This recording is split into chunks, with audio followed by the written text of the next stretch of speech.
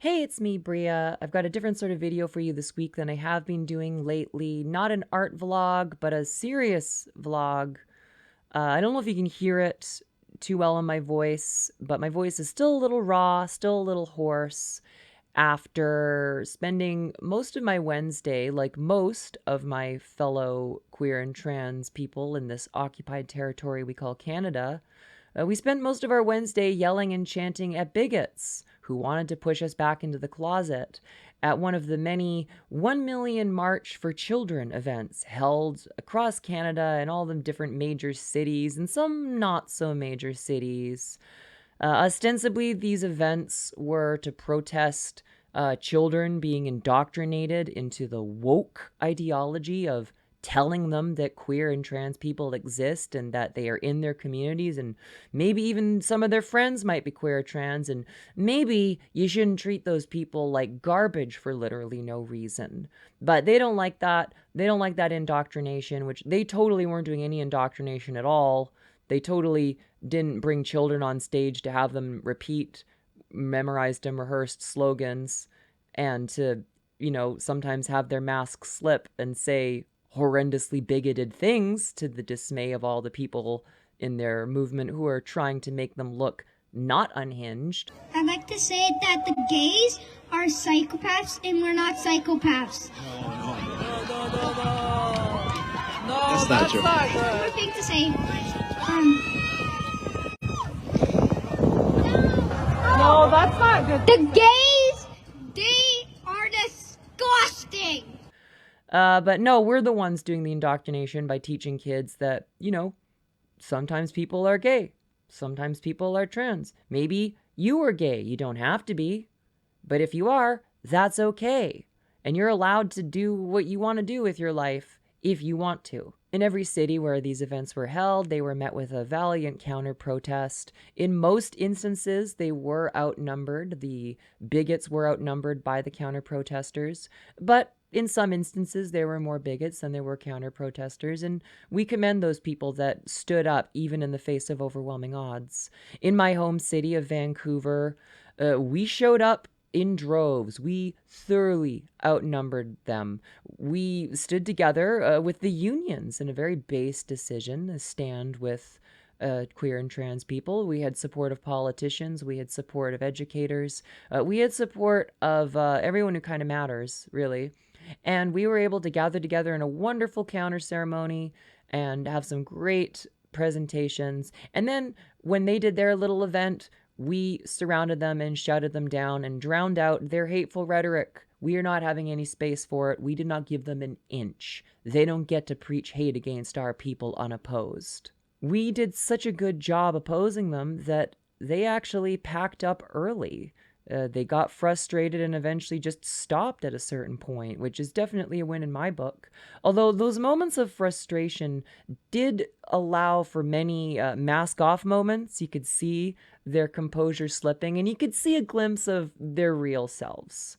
They say it's about protecting children, but it's pretty clear it's not really about protecting children. If you actually believe what trans adults say, what trans people say, what all the people who study transness and treat trans people and help us and work with us. If you talk to anybody who actually, is involved in that world, they'll tell you, of course, trans people feel this way often from a very young age. Often we know on some level that our genders are not what the society and the world tells us they are supposed to be. And we live tormented lives where we don't get to express ourselves and often have struggles with mental health, depression, suicide.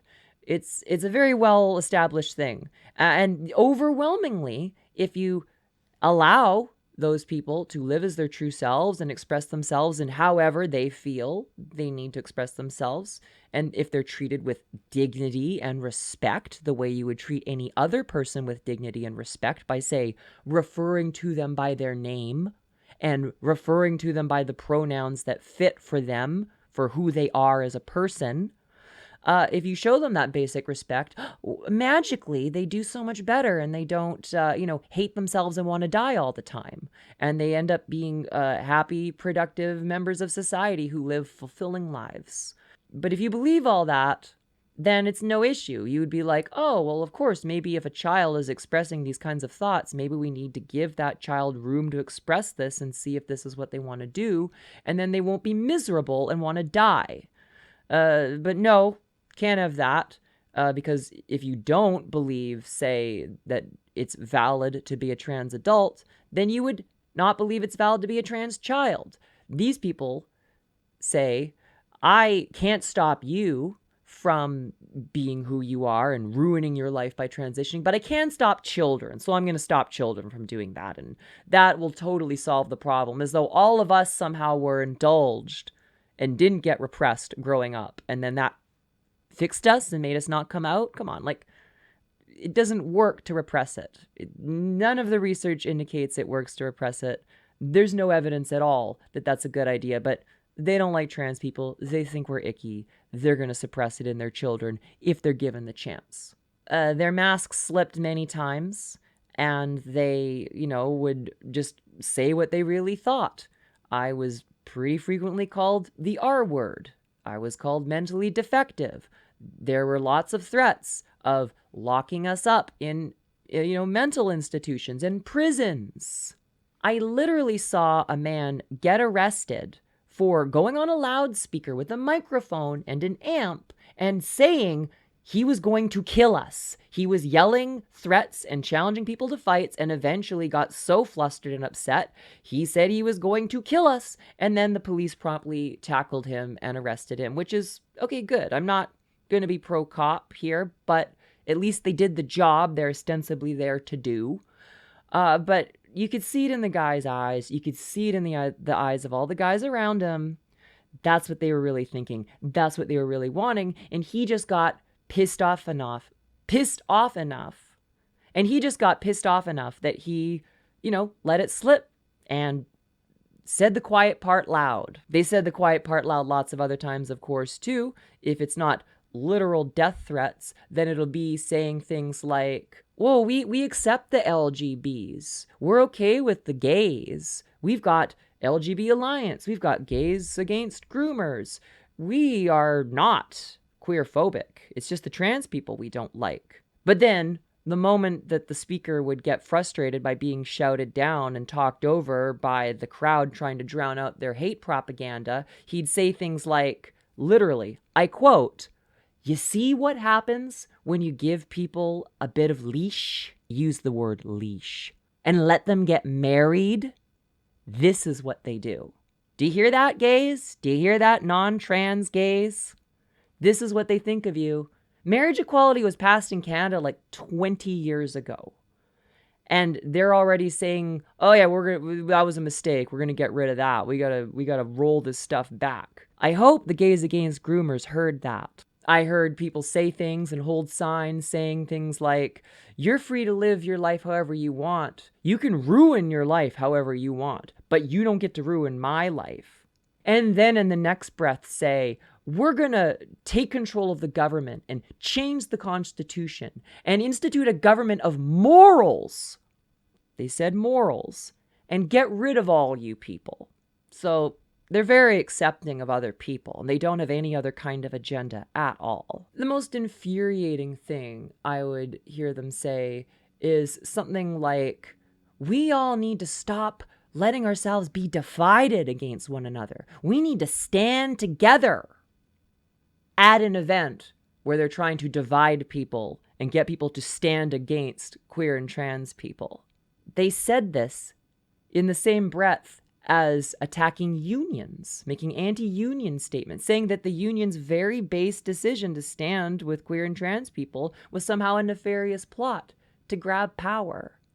And I agree. My dude giving evil speeches at the hate rally. We should stand together. We actually, believe it or not, are on the same team because we're workers. We're exploited proletariat. We're normal people. And the government never has been on our side. The two main parties, the Liberals and the Conservatives, they're both corporate interest parties. They both stand for big business. They don't care about normal people at all. And they can't do anything to actually fix problems in the country because that might require them to not maximize the profits of their corporate bosses, the mining companies and logging companies and oil companies that basically run this fake country we live in. They're not going to do anything to threaten those guys' bottom line. But they could offer you one of two flavors of culture war. You could either stand with the liberals, who will not do anything to fix your life or change anything for you, but they could performatively support, marginalized people, disenfranchised people, diverse peoples. They can performatively say they support them while not actually doing anything to help them. I mean, they passed Bill C-16, the thing putting, gender identity and expression into the human rights code. That's great. We're ostensibly protected against hate speech, right? Have you ever heard of anyone ever being prosecuted based on that? Have you ever heard that doing anything to stop hate crimes or hate speech? Can't help but notice there was just a big hate rally where they said a whole bunch of hate speech and there's been no consequences from it. They do performative things to trick us into voting for them. Or, of course, we have no choice but to vote for them because your other flavor of culture war that you can choose from is we're not going to do anything to fix the problems in the country because that would hurt the bottom line of our corporate masters. However, what we will do is punish and persecute the marginalized people that are totally to blame for all of your problems. All those queers, all those feminists, all those immigrants, that's the problem. We don't have any money to help people. We can't do any kind of social safety net. No worker protections, nothing for housing stability, nothing to stop inflation. We need to buckle down and save money for important things like war with China. These guys, they're not your friends, okay? The conservatives that are getting you riled up with all this hate propaganda, they're not on your team. They're tricking you. They are lying to you because they think you're stupid. And when you have events like this, kind of seems like you're proving them right. I'd love to stand with you guys. I want to be on the same team as my fellow workers, but we can't be on the same team if you're going to come in and say, we're going to get rid of all of you. We're going to make a government based on morals, whatever that is, and get rid of all the queers. So if you're not queer and you're watching this and, you're not really sure about whether or not you should take all this seriously, what's all the big hullabaloo about? Why are they doing the gender identity in schools? Why are they teaching kids about this stuff? Maybe I don't care about that. Maybe, I don't know, I'm not gay, I'm not queer. Doesn't matter to me, right? Well, aside from, doing the right thing and being a good, decent human being and standing with your fellow human beings in solidarity against persecution, you should be paying attention to this stuff because these people, they're talking about making broad, sweeping changes to the government and to the country. They want to change the Constitution and implement a theocracy. They're talking about a federal healthcare ban. Well, you know what other kinds of federal healthcare bans that can come down that pipe, especially if we're coming from, say, a religious theocratic mindset, is abortion bans. It's bans on contraception, on stem cell research, on any kind of research that they don't think is, godly or whatever, right? You've got people in the UK right now talking about biological clothing that reflects their view of people's biological sex. They need to start with children, of course, right? We need to have child biological sex-based clothing so we can all know what the biological sex of a child is. It's extremely important that we know that. But then you get people in the United States like Ben Shapiro saying that there should be like gendered dress codes for adults in public, like the anti-cross-dressing laws in the 1950s. Does that sound like freedom to you? Does that sound like this freedom convoy, this party of freedom actually gives a shit about you and your freedoms? No. They don't want you to be free. They want you to live your life the way they want you to live a life. They want you to be like them. It's not freedom. It's not freedom of speech. It's freedom of their speech. It's freedom for what they want. But above all, what I saw at the protests I attended on Wednesday was this. We are stronger than they are. They're fighting for what? Ostensibly for children that most of them didn't look like they had, or if they do, they ain't talking to them. They're fighting to take out aggression and frustration at their meaningless lives. We are fighting for our lives themselves. We're not going to back down. We have a dog in this fight that they can't even comprehend. I saw people across all demographics, all backgrounds, all ages come together and stand in solidarity. I saw the youth turn out in a way you don't see the youth turn out for a lot of things. You know, from us aging millennials to the Gen Zs, we're all pretty burnt out. We're all pretty jaded. It's pretty hard to get us to show up for a lot of things. But if there's one thing we really care a whole lot about, it's being big gamos. It's about being free and living our lives the way we want to live them. Self-determination and autonomy. Us millennials, we grew up in a time where we weren't free to express who we were. And we remember how painful that was. And most Gen Zs, if they didn't get to express themselves, they at least had words for it. They didn't have a space to express themselves in, they at least had an idea of what they would express. They've had more of a taste of freedom in their shorter time on this earth than we got to have when we were their ages. But regardless, both of us are standing together in our desire to not allow the next generation of queer youth to be shoved into the closet and be tortured with lives unlived. And I don't just mean the very real risk of suicide from queer and trans youth that are repressed, but I mean the joyless lives spent in repression, spent not being allowed to express who you are. We're not going to make them live those lives. We're not going to allow the few gains that we've made in these last few years to be pulled back by a bunch of old vampires. They're throwing a temper tantrum because the world is changing and they don't like it. We are not backing down on this. And as long as we keep showing up, as long as we keep standing together in solidarity, they can't stop us. Like, I have to say, these guys are comically bad at organizing. They had no riz. Their speeches were just so dull, no fire. Their chants, the whitest sense of rhythm I've ever heard anywhere. No sense of timing, no sense of unity. They had no concept of how to fire up a crowd. Even if we weren't there shouting them down, they wouldn't have been able to get people going very well at all. It's almost as though if you live your life in a hyper-individualist mindset, you are habitually and chronically incapable of organizing with your fellow human beings. There were divisions in their ranks too. There was the Muslim group that was protesting at City Hall. Didn't get to go to that one because I was downtown at the downtown protest, which was the Christian group. And they didn't split up strategically. They didn't split up because they wanted to necessarily. It's because they don't like each other. They don't get along, those guys. Interesting. I thought they liked everyone. I thought they were about unity and bringing everyone together. At the second protest I went to in Surrey, there was a large group of South Asian, primarily Sikh people, I believe. They were the main bulk of the protesters, but there were some white people with them. But interestingly, the white people didn't really hang out with the brown people. They didn't really interact a whole lot. It's kind of interesting, considering their supposed big tent unity they're trying to build.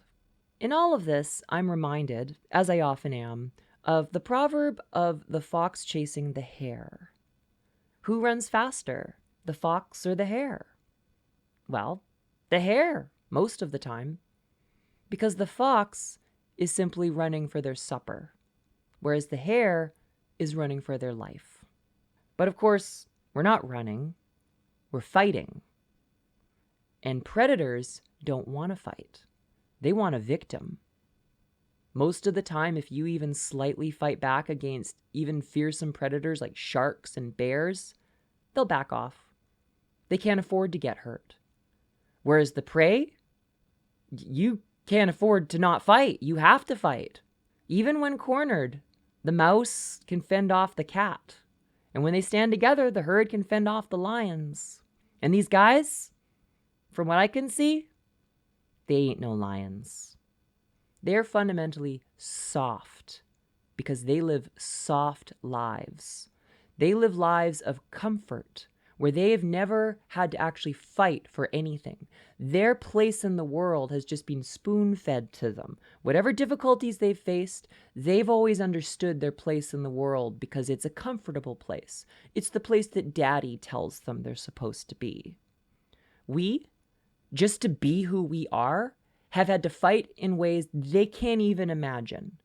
And even if somehow they do get into power and enact the awful, evil things that they want to do to us, that's not the end of the game. They can't take away who we are. They can't take away our community. It's not just you alone against the world. It's all of us against, realistically, a few of them. You will not be alone, and you will not be helpless. The world has always been a scary and dangerous place that is in no way, shape, or form set up with our best interests in mind. And the laws and societies that most of the previous generations before us have lived under were similarly not set up with their best interests at heart. But they persisted. They kept fighting, and they stood together. We'll stand together. We'll look out for each other. And when we inevitably do take back power with the force of the entire generations that they've already alienated standing with us, well, we'll make sure that they can't ever do this sort of thing to any one of us ever again. We'll fight and we'll win because we're already fighting and we're already winning. I hope I'll see you at the next protest.